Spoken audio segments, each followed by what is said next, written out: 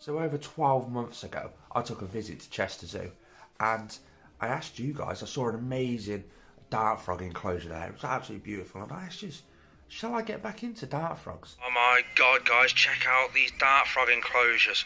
Oh, this really makes me want to get back into my dart frogs. I used to have an awful lot of blue azuria dart frogs. After a relationship breakdown, they sort of disappeared, shall we say.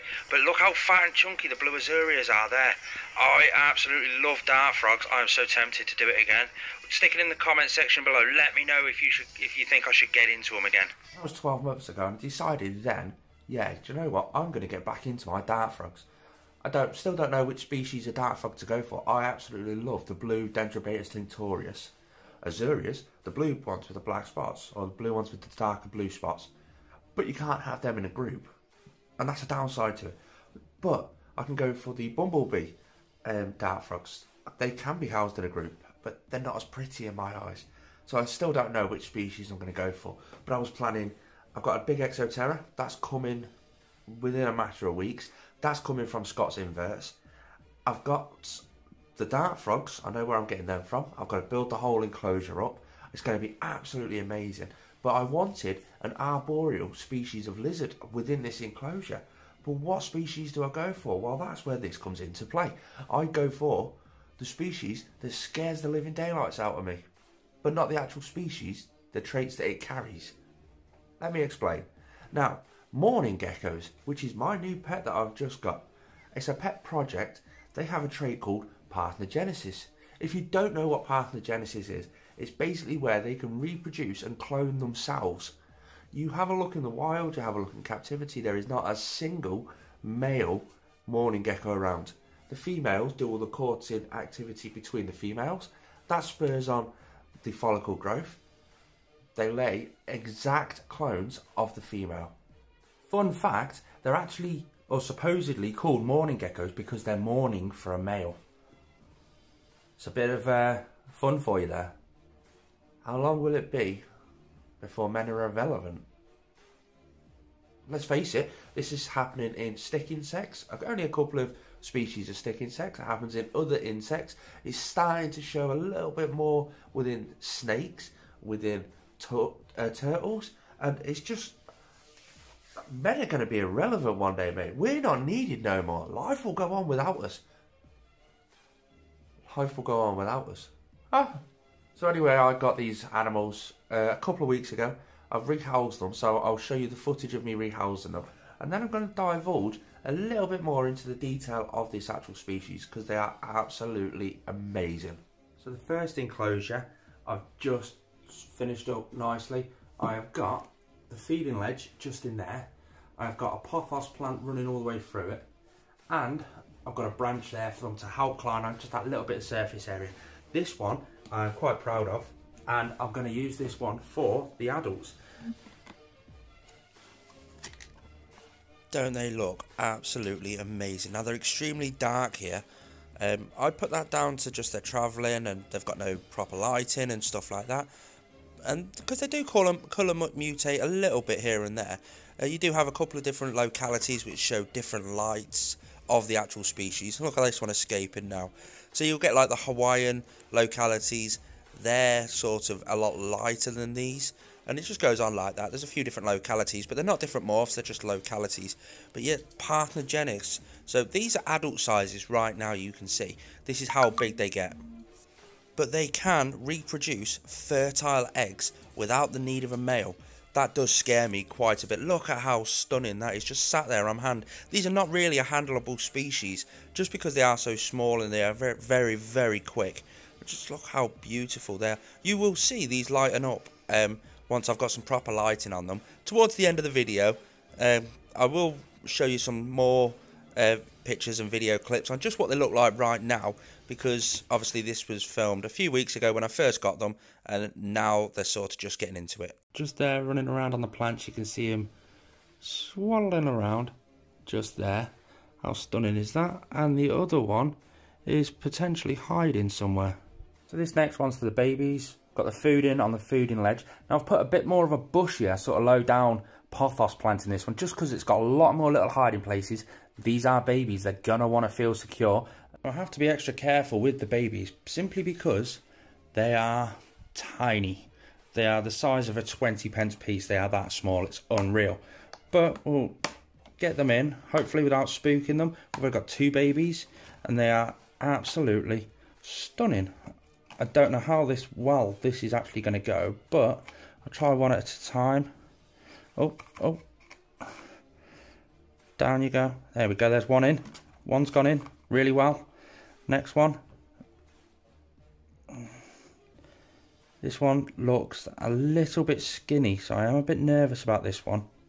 Now, I've just ended that clip there for a couple of reasons. The main reason being that baby that looked a little skinny was also extremely lethargic. I did get it into the enclosure. It did settle down, but it didn't make it through the night. Personally, I put it down to the stress of the journey, simply because it was a good hour and a half's worth of driving to get back from where I picked him up to here. There was the stress of getting it from its colony into the cups. There was just a lot of stress involved. It was only a baby. It's one of those things that just happens, unfortunately. But unfortunately, that baby didn't make it through the night. But I'm going to take a positive from this and say that I've learnt from this exact scenario. Hugo, stop scratching around. Can you see him poke his head up just there? I've learnt something, and let me explain. With these animals being parthenogenic, it means they're going to constantly be producing eggs. I think, if I remember my research correctly, they lay 2 eggs with each clutch, 6 weeks apart. Well, 6 to sort of 12 weeks apart throughout the entire year. So there's going to be a lot of eggs and a lot of babies coming from these once they really hit maturity and settle down really well. I've already sourced an outlet for them. I've got a local shop and I've got a couple of friends that are going to have a few as well. I've got an outlet for them, so it's not the end of the world. I'll keep a few to rejuvenate the colony up a little bit here and there. But I have found out to not pass on any of these babies when they're at this age. Let them get well established. Don't do the transition period from getting them from their colony over to their new colony stupidly quick. Do it over time, a nice long process so they get used to it all. That's just what I've learned from it. You can only learn from mistakes. And the last one is just this one. You've got your feeding ledge there. I've already put the food in.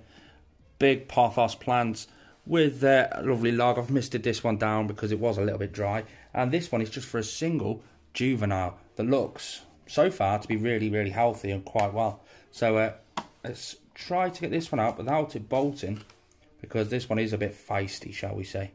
But again, I don't know how well you can see all this sort of stuff, but this one looks absolutely stunning. So let's try for getting this dude in. You going out? Oh. This is where I had my first experience with a runaway mourning gecko. No, don't come out. There we go, got him back on the lid. Are you ready to see him jump off and escape once again? I think I'm going to name this one Cheeky. Escapee. I don't know, stick your random names in the comments down below. See what I mean? He is a feisty... Whoa! Right, mate, don't go. No. Come on. Right.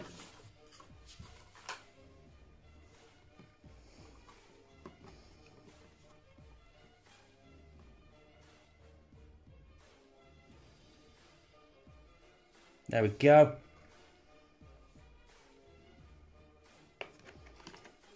Perfect. He is just on the log, just there. Amazing species. It's now 2 weeks later. Wait there, let me do this. Do you remember the SpongeBob SquarePants things? 2 weeks later.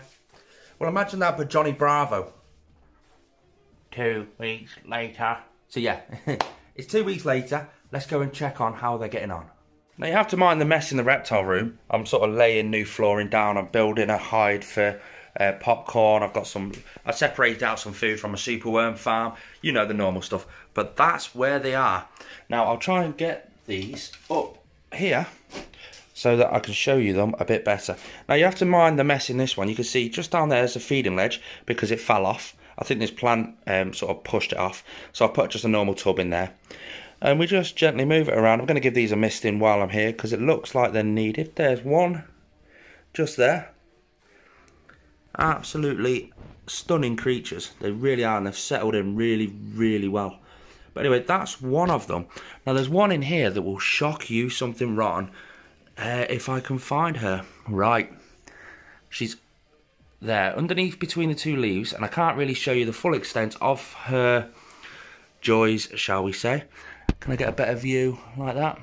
She's under there anyway. Anyway, that one has lightened up in colour, something rotten. It's really bright light. So you've got the one just there, and you've got one between the two leaves just there. That's the two adults anyway. So I'll get them, leave them up there for a bit of misting. I'll go for this one next. This one is the baby, and it's eating like an absolute champ. I can tell you that for a start. But she's always very hard to find, and she's always pooing everywhere. Let's see if we can find her. She's going to be in here somewhere. Right. She's normally bouncing around on a leaf, but these are crepuscular species, more nocturnal than diurnal. So she's probably hiding out in some sort of leafy sort of areas. We have to check the tops underneath all the lid as well, because they are arboreal, but she's not up there. And she's around. Where is she? Come on, girl. No doubt all this shaking's probably going to have woken her up. Oh, there we go. Right. You see the big leaf? There she is. Look at the size. She's basically doubled in size since we've had her. Let's see if I can spin it so you can see a better. Look at the stripe on that one. She's literally doubled in size. Oh, since we've had her. There she is on the floor. She's just, oh, there we go. Dead active, dead alert. She's doing absolutely amazing. And the joy is, I can say she is doing absolutely amazing, because we know they're all she's. And this one is the slightly older one, which is always hard to find. However, I've just found him straight away. Just sat there. And that one's lightened off in colour as well. I love the way they can sort of camouflage into whatever area they're actually on. It's just amazing. But that is the juvenile, which again is growing massively quick. They're doing absolutely amazing. We keep keeping an eye on the adults, because obviously they are adults, so they can start laying eggs at any point. And so we keep having a look around. The eggs are only the size of peas apparently, or just smaller than peas. So I suppose it's just going to be interesting. Right, that's this sort of video for you. That's the 3 mourning gecko enclosures.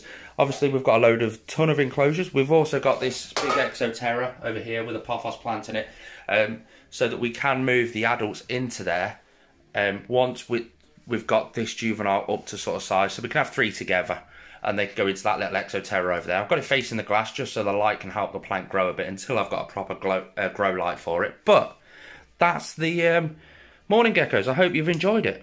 If you have enjoyed it, or you want to know any more information, please hit that thumbs up button and drop a comment down below.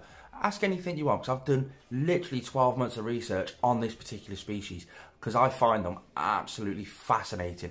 But the end goal is to have them in with a big dart frog enclosure. That's the end goal anyway. Have it all communal, looking absolutely amazing, fully live, planted. It's just going to be absolutely beautiful. I think with a big dart frog enclosure, I'm going to have to do a couple of different feeding ledges for them, and a couple of arboreal sort of hiding places, little hides put out, just so that they can escape if they want to, sort of thing. It's going to be a couple of food bowls, because they're going to be going around and trying to find their food. I don't want them to struggle to find the food, but they live off Pangea, all that sort of stuff. These were actually raised on Rapashi's crested gecko diet. I've moved them over to a crested gecko diet with grub, so it's all mixed up together, and that's just working perfectly fine. They've got a fruit fly culture in there as well. But that's the video. Thanks for tuning in. Hit the thumbs up button, drop a comment down below, and I'll see you on the next one.